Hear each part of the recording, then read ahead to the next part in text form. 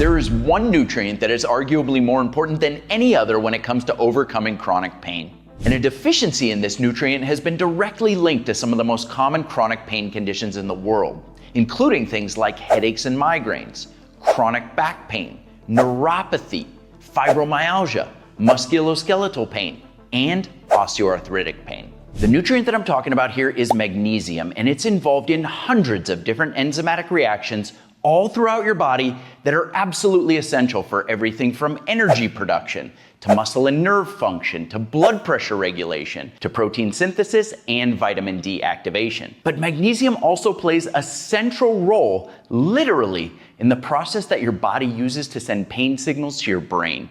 So here's how it works. Your body sends signals using neurotransmitters, and different neurotransmitters are used to relay different types of signals. And in the case of noxious stimuli like pain and inflammation, your body uses an excitatory neurotransmitter called glutamate to send those messages. Now, glutamate is released from one nerve, it crosses over the synaptic cleft and has to plug into a specific type of receptor called an NMDA receptor. And when that happens, the NMDA receptor channel opens up and it allows positively charged ions to rush into that nerve, causing that nerve to activate and then relay that message down the line. But here's the thing. When magnesium is present, it sits directly inside of that channel, physically preventing those ions from rushing in, thereby preventing pain signals from ever being transferred. So what does all that mean in terms of practical application for people who are actually suffering with chronic pain? And the best way to answer that is to look directly at the scientific literature on the subject, starting with this randomized controlled clinical trial that was published in 2022. The researchers in this study took 76 people who were all suffering with fibromyalgia, and they assessed their pain and stress levels. They then randomly split these people up into two groups. Group number 1 got 100 milligrams of magnesium each day. Group 2 got a placebo. At the end of the study, everyone was reassessed, and what they found was that in the placebo group, pain scores had increased by 6% over the 28 days, and their stress levels had gone up by 5%.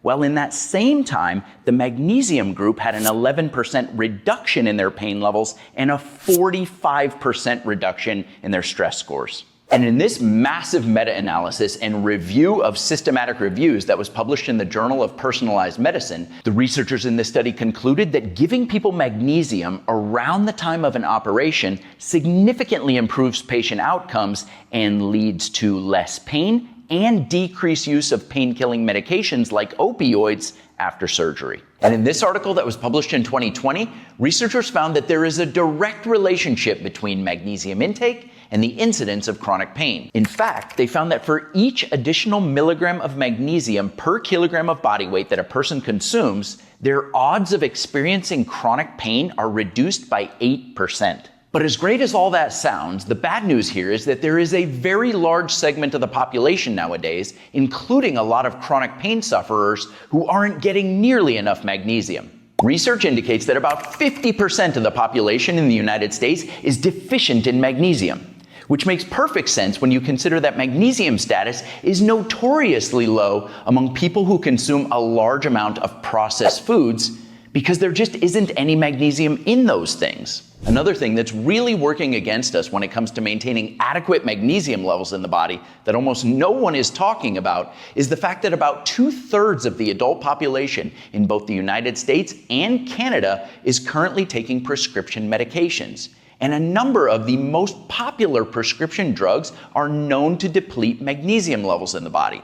This includes things like glucocorticoids like prednisone and cortisone that are prescribed for any number of conditions, and also proton pump inhibitors like Prilosec and Prevacid that are prescribed for gastrointestinal reflux, and also disease-modifying antirheumatic drugs like cyclosporin and methotrexate that are prescribed for inflammatory arthritis. If you're taking any of these things, you need to know that they may be negatively impacting your magnesium status. Now you might be saying to yourself, wait a second, I saw the results from my recent blood test. They tested my magnesium levels and everything was perfectly fine. The problem is that serum magnesium levels, the kind that are assessed using a standard blood test, are a horrible way of determining your body's actual magnesium status. And that's because only 1% of your body's total magnesium is present in your blood. And according to this paper from 2018, there is a widespread magnesium deficiency being eclipsed by quote-unquote normal blood magnesium levels. And that means that there are a lot of people out there who are deficient in magnesium and they don't even know it. And certain groups of people are at an even greater risk for magnesium deficiency, and that includes older adults, because magnesium absorption tends to decrease as we age, type 2 diabetics, and anyone who's insulin resistant, because as glucose concentrations in the body increase, so does magnesium excretion. Anyone who's got a gastrointestinal disorder like Crohn's, celiac disease, or regional enteritis, or anything that causes diarrhea a lot of the time, because that also increases magnesium excretion. Anyone who's taking the 3 classes of drugs that we spoke about earlier, glucocorticoids, proton pump inhibitors, or those disease-modifying antirheumatic drugs. And finally, chronic pain sufferers. Multiple studies have demonstrated that people suffering from chronic pain are far more likely to have a low magnesium status than non-pain sufferers. And because we cannot rely on standard blood testing to accurately identify this problem, here are some of the more common signs of magnesium deficiency that you should be aware of. Early symptoms can include things like sleep disturbance, fatigue, nausea, and muscle weakness. And more advanced symptoms are numbness and tingling, irregular heartbeat, muscle spasms and cramps, and mood disorders like depression. So if you're struggling with chronic pain, or you're having any of these symptoms, or if you're part of one of those groups that is more prone to magnesium deficiency, the first step is to increase the amount of magnesium-rich foods that you're consuming.